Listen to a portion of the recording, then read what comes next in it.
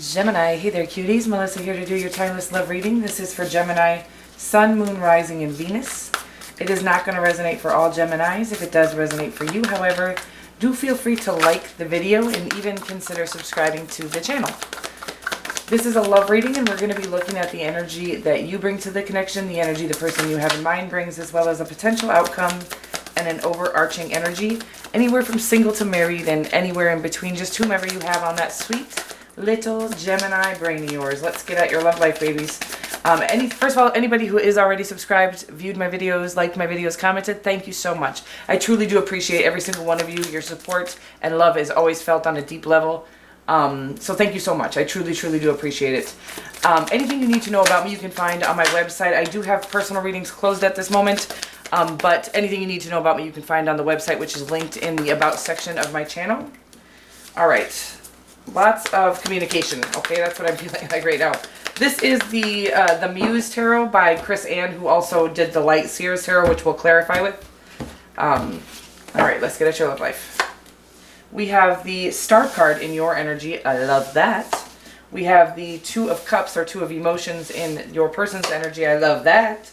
We got the Page of Cups or Page of Emotions in your outcome. And what the hell? The Eight of Swords as your overarching energy, okay? This is a pretty natural condition, if I'm being honest with you. This is not a shameful space. It's about that we like to overthink things because we don't trust what we're thinking. It's like as soon as we just surrender to our thoughts or, you know, the divine, whatever you want to call it, traditionally speaking, anything coming from love but it seems too big for us. That's what I feel like the Eight of Swords is. I feel like the Eight of Swords is our human trying to keep ourselves trapped or away, you know, sort of unable to fully thrive is what I'm getting. And then we do have the Eight of Materials, so Eight of Pentacles, so hard work. It seems like you've been working. We got the Ten of Cups here, and the Tower card. So I feel like something has caused you to overthink things. Okay, something, maybe you're losing something or they lost something. Maybe the person that you're involved with lost something. That is causing, you guys could both be losing something. I don't think whoever you have here is something you've lost. It could be that one or both of you are breaking up from a marriage, a long-term relationship, or even job loss that is actually bringing you into all of your blessings, but it doesn't feel that way at the moment, oftentimes. Or it didn't feel that way. It does feel like this might have been a while ago, bringing you into your Ten of Cups, okay, which is your total fulfillment in all areas of your life, that happily ever after that we all talk about but nobody ever sees, right? This is about stating that if you do the work you need to do and you're patient, it is actually attainable for everybody to get to that Ten of Cups. We just didn't think so before, so we jumped on the first thing that was just okay. We were settling for karmic situations that we absolutely needed in order to get us into, like, our blessings that are coming. We needed the healing and the growth and the expansion that those things caused. But it really got us to believe that that was sort of a mythical thing, those real happily ever after scenarios. I never say scenario, but it keeps coming through. So I must have a lot of people that listen to me that say scenario over scenario. I'm from Minnesota. I say scenario. The Eight of Voices, the Eight of Swords, is your overarching energy. So I do feel like this is about two people that aren't communicating with each other, but they're communicating a lot in their own heads, okay? That's what I'm getting right now. We'll get more on that. The Star card is in your energy. I feel like you've done a massive healing. I've been feeling this way in the Gemini readings. It's just it's an evolution, right? That's what I feel like the Star card really means, is the healing, which the healing is the only way to evolve, truth be told. The only way to get there is by healing the pain from the past, okay? That's period, point blank. There are no shortcuts. You can get to some blessings by way of shortcut, but you're always going to get to the end of the night going, why am I still so unfulfilled? If you don't do the healing, which will cause the ascension to occur naturally and healthily, okay? Which you've done, by the way. The healing card, that's what you have. That you've ascended due to you doing the work, okay? The Two of Emotions, this is your other half. This is definitely somebody who sees you as their other half. Somebody who just is going to fit. You know, not one of those karmic connections we were talking about earlier where we made it work because we thought we had to. This is going to be somebody you don't have to make it work. The one thing it does naturally is work. That doesn't mean there's going to be no work. That means that the connection itself should never have to be forced, okay? The connection should just be there, and then anything that comes your way, you handle as a team, okay? The Page of Emotions, the Page of Cups, I do feel like this is about stating that you've realized, or you've both realized, that our own limitations are the only thing that can stop us in this lifetime. The truth be told, no human being can stop you. Nobody can stop you. Nothing can stop you but you. And I feel like the Page of Cups is in a full awareness of that and letting, you know, it's like he puts no caps, male, female, non-binary, no caps on their dreams. Okay, so this connection has no cap, no ceiling, no limitations whatsoever.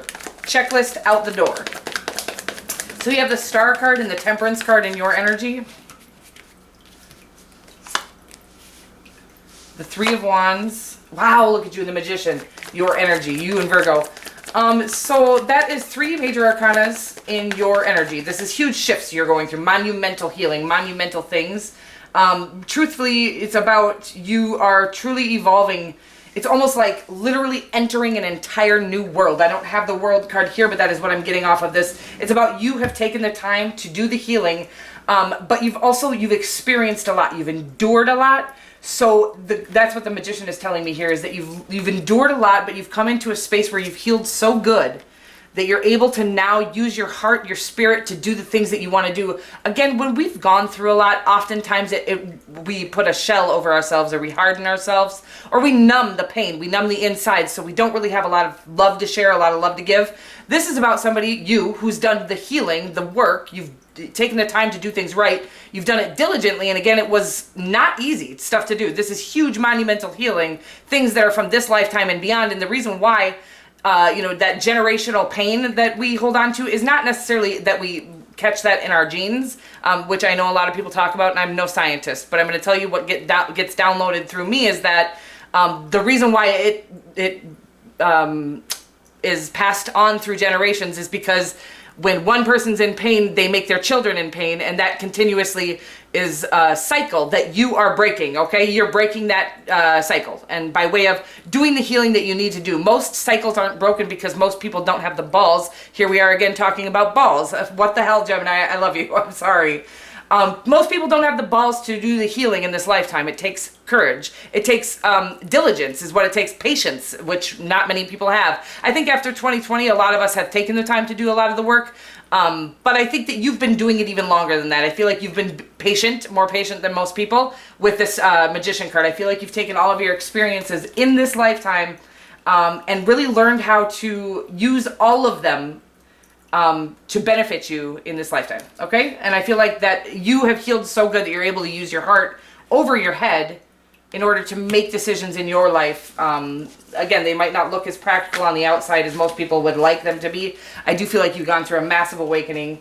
It feels like to me, the Creator saying you've done everything you can do. You have all the skills you need to make your wildest dreams come true. It's almost like you've done everything you need to do. Now there's 2 parts to getting to your wildest dreams. It's about following every single one of your callings and your inspirations that are from the Spirit. Again, you'll always know they're from the Spirit because they're from love and they have nothing to do with other people, with what other people will think of you. And you're following those calls fearlessly.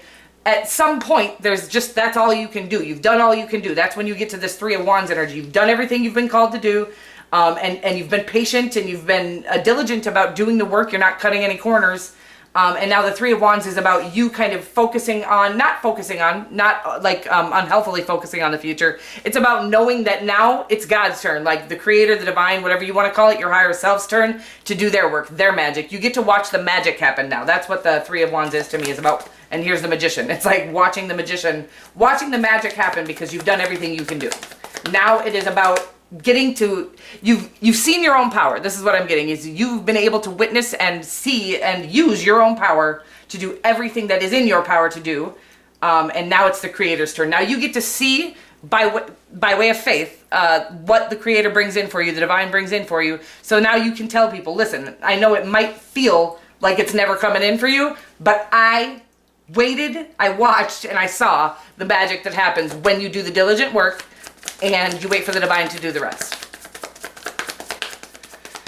It's, those, I don't know what happened. I woke up one day and I just had this brilliant idea and I started this empire and blah. That is the Divine, okay? That Divine insertion, what a weird message and kind of a creepy word, actually. insertion of your inspiration to build your empire, right? It's like you've done everything you can do and now you just wait for the creator's cue. Again, that might come in by way of thought in your own head. Oh my God, that's it. That's that $1 million idea I've been waiting for. You can't go find that $1 million idea. You can't brainstorm it out. God will insert it into your brain when it's time, okay? Weird message. The Two of Voices, the Two of the Two of Emotions, the Two of Cups in your person's energy, the Four of Pentacles, the King of Pentacles, and the Five of Wands. So I do feel like whoever this is isn't in connection with you yet. I do feel like they're kind of battling their own whatever, this kind of the same, like they're trying to get to a space where they get that they don't actually have as much control as they would like to with the Four of Pentacles. This Four of Pentacles is somebody that is trying to still control the outcomes, somebody who is kind of holding on to their egotistical desires, their egotistical belief system, which some of us go a lifetime without ever actually stripping that away. I do feel like that's going to be less common these days after what happened 2020 and all the things traumatically have gone on. I think we've also all been able to sit at home and heal and feel our own trauma from our past, as well as what's gone on globally. It has been pretty traumatic for a lot of people, especially if you have children, and trying to really help them through all of what's happening and why it's happening. And truthfully, it is all happening by way of the divine, believe it or not. It has all been done in order to kind of give us this opportunity and this space to do some ascending that we couldn't have done in the midst of the rat race, if that makes sense. Like in our busy lives, we never had time to sit and feel the pain or do the inner work or really get to know what feeds our soul, or fuck that, we gotta get that paycheck, we gotta get that paper. That's what I'm getting right now. And that's kind of where your person is still stuck. Like, I gotta get that paper, I gotta get that paycheck. Again, they'll get to a space right now that's causing them to be a little defensive because it is hard to let go of that ideal, right? That, no, that's not practical. It's like, I'm not being responsible if I don't do what they tell me to. That's kind of what the energy I'm getting off your person. It is your other half and they do offer stability, but I feel like they're defending themselves to themselves. I feel like they're fighting themselves on this situation, whatever it is. If it's, I believe it could be a work situation with the Four of Pentacles and the King of Pentacles. I just feel like they're having a hard time letting go of 2020 and pre-2020 belief systems. It's time for an update, and this guy is like, he doesn't have enough battery life to update yet, but they'll get there. Male, female, non-binary. So they're trying to update their belief system, but again, they need to wait till they're at a certain point in their energy. Again, if you have an Apple iPhone, I do not sell iPhones for a living, by the way. It's like you can only update your system if you have 50% battery life or more. And I feel like they're trying to do some sort of healing, some sort of getting there to a space where they're at the capacity to take on this new belief system, to update their belief system. It's a very interesting message. I've never gotten that message in a tarot card reading ever before, so that was pretty cool.